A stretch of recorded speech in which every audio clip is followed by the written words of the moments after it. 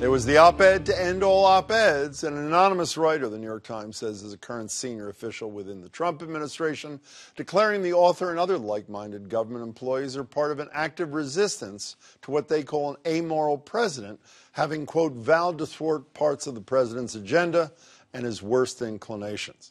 Beyond the handful of New York Times employees who know the identity of the author, the rest of the nation has been trying to guess who it is ever since, triggering a chorus of denials from around the White House. Mr. Yang, did you write that op-ed? No. No. It's not mine. As for the president, he reacted in his typical even-tempered way. We have somebody in what I call the failing New York Times that's talking about he's part of the resistance within the Trump administration. This is what we have to deal with. An anonymous editorial. Can you believe it? Anonymous. Meaning gutless. A gutless editorial. We're doing a great job. The poll numbers are through the roof. Our poll numbers are great.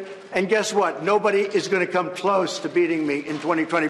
And the president later tweeted, if the gutless anonymous person does indeed exist, the Times must, for national security purposes, turn him or her over to government at once. But while he claims the piece is a national security risk, others say it's proof of a true constitutional crisis. Is either side right? And should the Times have published this thing at all?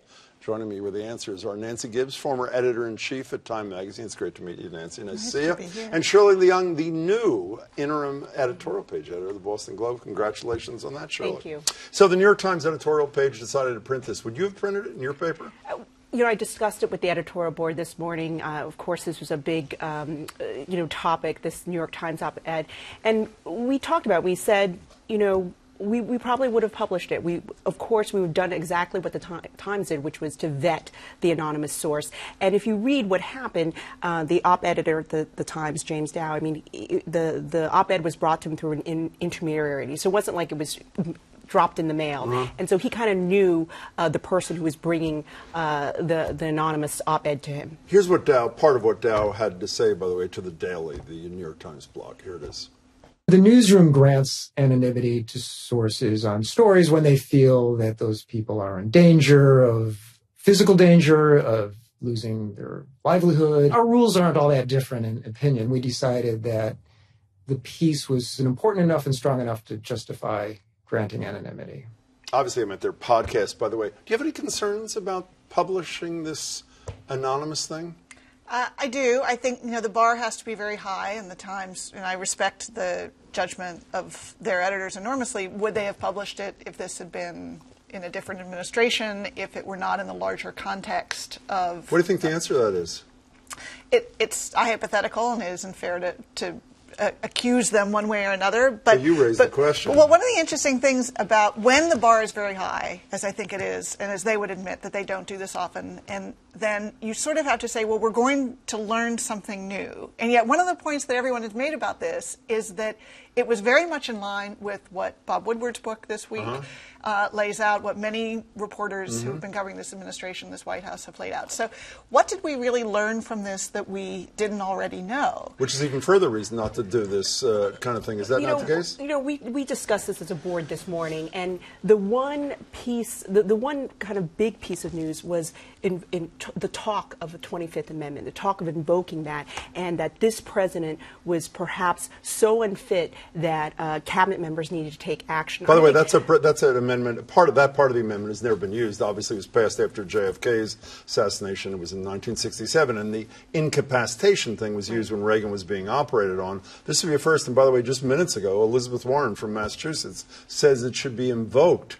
So the president can be removed from office. Right. That's a pretty dramatic act. Right. I think that was the biggest part, because I feel like we never really heard, if you are to believe that this is truly someone inside the senior administration, and to see that they might invoke that. I think that is, we are preparing an editorial on this very topic about the 25th Amendment, that something needs to be discussed now as a country. Is there a piece of this? I mean, the president tweeted treason ?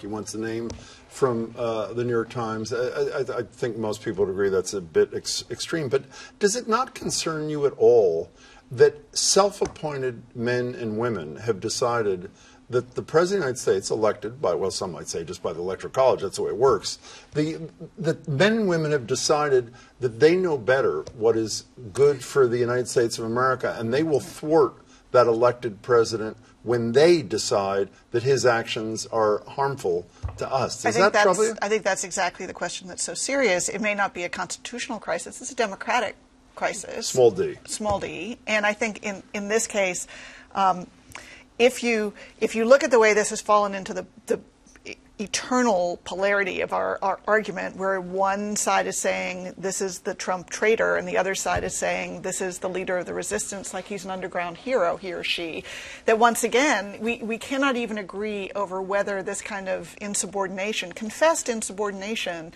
is an act of heroism and patriotism or an act of betrayal of democratic principles. Well, I'll answer the question you wouldn't ask that you answered before. I would bet that if we read that somebody said that the Affordable Care Act was going to be a disaster for the American economy, so when the document was on the president's desk, Barack Obama, to sign it, he slipped it away like Gary Cohn allegedly slipped away, according to Bob Woodward, the document that would have allowed unilateral withdrawal from NAFTA, all hell would have broken loose in the same places that seem to be celebrating these self-appointed protectors of Americans. You share her concern? I'm upset that these are unelected officials who have, basically acting and speaking for the president as if they were the president, and that's why I feel like I think the 25th Amendment is something that probably should be discussed, in Congress. I don't even know how, I guess it's really the cabinet members, right? They've got to do it. Vote. There's got to be a percentage of them. What's the body that ultimately makes a decision about unfitness? But it does raise an important issue. Whether one thinks the picture painted by the people with whom Bob Woodward spoke or this anonymous person, we have no ability as a Congress, even if it was functional, which it is not, to deal with the issue of a president who might be unfit mentally or physically for office. This is why the analogies of how would this have played out in another administration, whether it was Clinton officials who disagreed with him on welfare or Bush on the Iraq War or Obama on affordable care, no past administration has functioned like this one has had the kind of levels of internal dissent, of division and internal betrayals that we've seen in this White House. It's sort of a manna for journalists because of the sheer volume of leaking that goes on. Do you think it's possible? I have great respect for the New York Times and its editorial page. We were talking to Chuck Todd from Meet the Press on the radio today, and he was hypothesizing about what might be the motivation. He didn't mean a scurrilous motivation in terms of James Dow on the op-ed page, but I added one thing to his list, that maybe they do want to push this president over the edge. Because I'll tell you, if people who worked with and for me, one of them anonymously wrote to your newspaper and said, I'm a sexual harasser, I'm an abuser, I'm amoral. I don't know if I could even do my job the next day. Here's the reverse of that. What if you could argue that by writing what they did, it vindicated the president's narrative of a deep state that is out to undermine his presidency. And many people have been critical about the way he has vilified the so-called deep state. And here you have something that at least sounds like what it is that he has been talking about. I think that's a hugely important point, because actually your paper started this national debate yet again a couple of weeks ago when there were 400 plus editorials following the lead of your editorial page responding to the enemy of the people thing.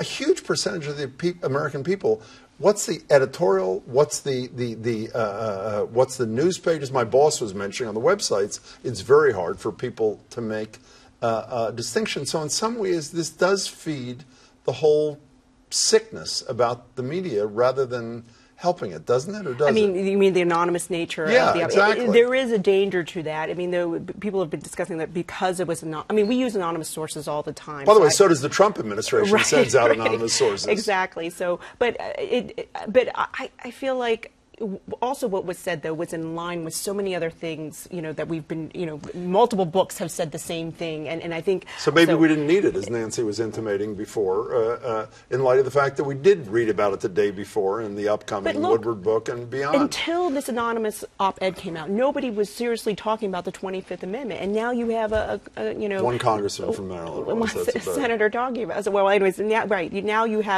I think it will be top of mind. Now I feel like people will be talking about that. one last perverse part of this to me, getting back to the division between news and editorial, which you both dealt with, you currently in your life, you in your past life at Time Magazine and things like that.